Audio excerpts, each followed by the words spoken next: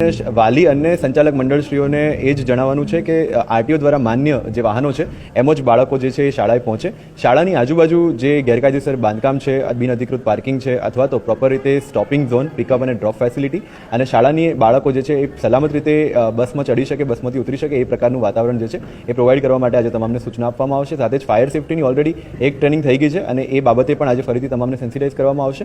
આ ઉપરાંત બસના ડ્રાઈવરોએ કેટલી સ્પીડમાં ચલાવવાનું છે, ઓવરટેકિંગ નથી કરવાનું, બસની અંદર કઈ પ્રકારની વ્યવસ્થા હોવી જોઈએ એ તમામ અંગે આજે તમામને જાણ કરવામાં આવશે. સર, ટીનેજ બાળકો જે હોય છે કે ખાસ તેમની પાસે લાયસન્સ નથી હોતું અને તેઓ ટુ વ્હીલર લઈને શાળાએ આવતા હોય તો એને લઈને surprise checking motorcycle without gear જે સરકાર દ્વારા પ્રમાણિત છે કે 16થી ઉપરના બાળકોએ ચલાવવાનું છે.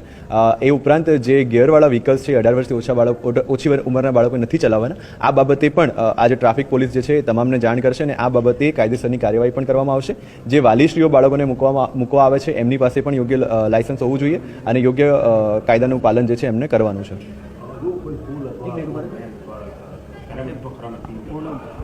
જો કોઈ પણ શાળા સંચાલક અથવા શાળા દ્વારા આ નિયમોનું પાલન કરવામાં નહીં આવે અને એના પરિણામે જો બાળકોની સલામતી જોખવાશે તો રિલેવન્ટ કાયદાકીય પ્રોવિઝનમાં રિલેવન્ટ ડિપાર્ટમેન્ટ દ્વારા ચોક્કસથી કડકમાં કડક કાર્યવાહી કરવામાં આવશે. અને આ ઉપરાંત શાળા સંચાલકોને પણ આજે એ જણાવવાનું છે કે આવું કોઈ પણ જો એમના ધ્યાને આવે તો તાત્કાલિક સંબંધિત ડિપાર્ટમેન્ટને જાણ કરશે જેથી કરીને અમે કાયદેસરની કાર્યવાહી કરી શકીએ. લાયસન્સ ના હોય અને છતાં એ બાળક ગેરવાળું વ્હીકલ લઈને આવે છે તો એના વાલી સામે જો લાયસન્સ વગર આવે છે તો બાળક મતલબ જુવેનાઇલ વિરુદ્ધમાં કાર્યવાહી થશે. પણ એવા વાહન દ્વારા જો કોઈ અકસ્માત કરવામાં આવે છે તો ચોક્કસથી વાહનના માલિક વિરુદ્ધમાં કાયદેસરની કાર્યવાહીની જોગવાઈ છે, જેમાં 25,000 સુધીના દંડની જોગવાઈ, 3 વર્ષની કેદની સજા.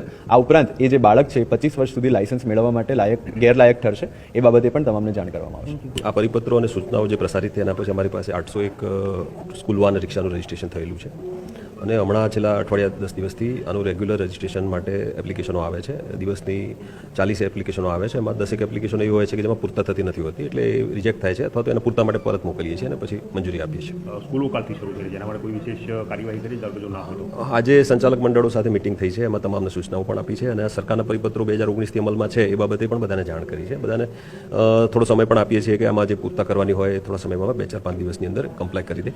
અને જેમ ડીસીપી સાહેબે કહ્યું છે એમ કે સોમવારથી આ પ્રકારે સરપ્રાઇઝ ચેકિંગ અને ડ્રાઈવ કરવામાં આવશે. એમાં આરટીઓ ડિપાર્ટમેન્ટના અમારા અધિકારીશ્રીઓ પણ જોડાશે અને પોલીસ અધિકારીઓ સાથે રહી અને જે પણ આમાં નિયમો અનુસાર ફોલો નહીં કરતા હોય એની સામે કાર્યવાહી કરવામાં આવશે. જે કહી રહ્યા છે મુજબ ખૂબ ઓછા વાહનો જે છે એમની પાસે જ રજીસ્ટ્રેશનની પ્રક્રિયા પૂર્ણ થઈ છે, તો આવતીકાલથી તો શાળાઓ શરૂ થઈ રહી છે, તો એમના જશે કે પછી કોઈ છૂટછાટ આપી રહ્યા છો? ના, છૂટછાટ આપવાનો વિષય બનતો નથી. અમારી પાસે રજીસ્ટ્રેશન માટે 2 જગ્યાએ ફેસિલિટી છે અત્યારે. સુભાષ બ્રિજ આરટીઓ છે, વસ્ત્રાલના છે અને ગ્રામ્ય વિસ્તાર માટે બાવડા પણ છે ફિટનેસ માટે.